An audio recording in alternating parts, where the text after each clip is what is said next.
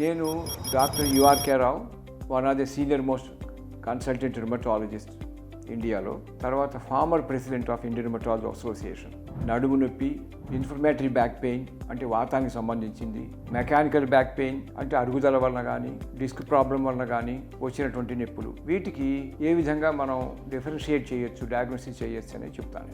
ఎవరైనా వ్యక్తి నడుము నొప్పితో కనుక వస్తే ముందు అది ఇన్ఫ్లమేటరీ బ్యాక్ పెయినా అంటే కీళ్ళవాతమా, పైనకి వచ్చే కీళ్ళవాతమా, లేక మెకానికల్ పెయిన్ అంటే ఎక్కువ శ్రమ వలన, నుంచోవటం వలన, ముందుకు వంగి పనిచేయటం వలన, లేకపోతే వృద్ధాప్యం వలన, ఇది మెకానికల్ బ్యాక్ పెయిన్. ఒకసారి మనం ఇన్ఫ్లమేటరీ బ్యాక్ పెయిన్ కనుక సస్పెక్ట్ చేస్తే కొన్ని టెస్టులు చేయాల్సి వస్తుంది బ్లడ్లో.